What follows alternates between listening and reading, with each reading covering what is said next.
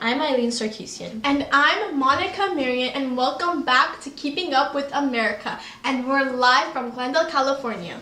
On Wednesday, February 3rd, 2016, President Barack Obama returned back to Maryland to make his first visit to a U.S. mosque, a Muslim place of worship.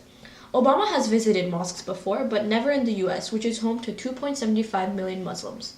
Obama entered office in 2009 hoping to repair relations with all the Muslims who felt targeted after American-led wars in Iraq and Afghanistan. President Obama read aloud parts of the Quran, which is the central religious text of Islam, which Muslims believe to be the revelation from God, and commended American Muslims as an important part of America's history and essential to the nation's future. Additionally, he criticized the Republican presidential candidates and warned citizens to not be bystanders of bigotry. Mr. Obama said, "We have to reject a politics that seeks to manipulate, prejudice, or bias, and targets people because of religion." Let me say as clearly as I can as President of the United States, you fit here, Obama told the audience at the Islamic Society of Baltimore, a 47-year-old mosque with thousands of attendees. Among those attendees was Ibtihaj Muhammad, a member of the U.S. fencing team who will be making history as the first Olympian to compete in a hijab if she makes it into the 2016 Games in Rio. Obama also hoped to counter GOP claims that he hasn't been forceful enough in demanding that Muslim leaders help root out extremism. He then said, "You're right where you belong. You're part of America too. You're not Muslim or American, you're Muslim and American."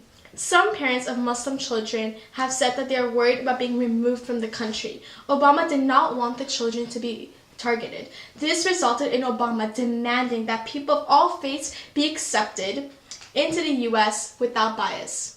From this visit, Obama is trying to change the language that other candidates think about Muslims. Some presidential candidates have also spoken about Obama's visit. Donald Trump spoke about the visit, who proposed banning all Muslims from entering the country until tighter anti-terror measures are put into place. In his speech, Obama gave a long history of the Islamic culture and said that, around the globe, Muslims who've dared to speak out have often been targeted and even killed. So those voices are there. We just have to amplify them more. Before his visit, several Muslims had asked him to visit mosques the same way they asked George W. Bush before he attended one after September 11, 2001. Brenda Abdullah, the charity's program director at Muslim Advocates, stated, "For young Muslims, I feel the president's visit has a profound impact." Andre Carson, a representative from Indiana, stated that this was the best speech he has ever given. And Keith Ellison, a representative from Minnesota, stated that this speech touched his heart. In opposition, Morton claimed the president, one of the oldest and largest pro-Israel organizations, criticized President Obama and said, "Going to such a mosque only encourages radical Muslims to harm Americans." Other Muslim Americans on social media stated that Obama's visit was too late in coming, saying #TooLateObama to dismiss his message as unwelcome. President Obama concluded his speech by saying that diversity in America is not a weakness but a strength, and also said, "We are one American family. We will rise and fall together." Thank you for watching. We'll be back after this commercial break. Hello, I'm Edgar Saakian here with Eileen Sarkisian to speak about the Iowa caucus results. The Iowa Democratic and Republican Party precinct caucuses took place on Monday, February 1st. In presidential campaigns, a caucus is a system of local gatherings where voters decide which candidate to support and select delegates for nominating conventions. Not to be confused with the primary, which is a statewide voting process which voters cast secret ballots for their preferred candidate. Texas Senator Ted Cruz had tons of support, which led him to his victory over national frontrunner Donald Trump in the GOP's Iowa caucuses. Of the 30 GOP delegates for Iowa, Ted Cruz got 29% of the votes, while Donald Trump got 24% and Marco Rubio got 23%.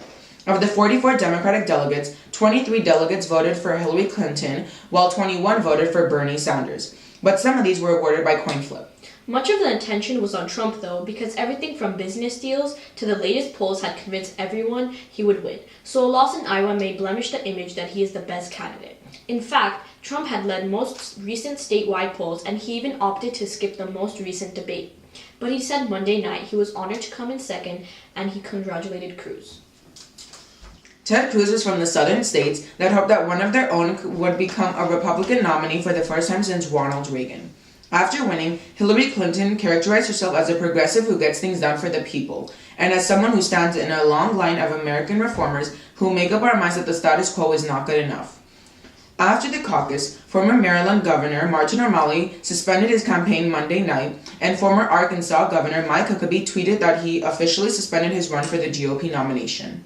The Democratic caucuses in Iowa were so close that more than a dozen delegates were awarded based on coin flips. The Democratic Party rules call for precinct chairmen to use games of chance, coin tosses, when the delegates can be determined simply by rounding up or down. Of the 7 coin flips, 6 of these were flips to determine whether a county delegate slot went to Clinton or Sanders. Of those 6 Clinton versus Sanders flips, Sanders won 5 and Clinton won. The 7th coin flip went to Bernie Sanders as well. Overall, from the Democratic side, Hillary Clinton was the winner, and from the Republican side, Ted Cruz was the winner.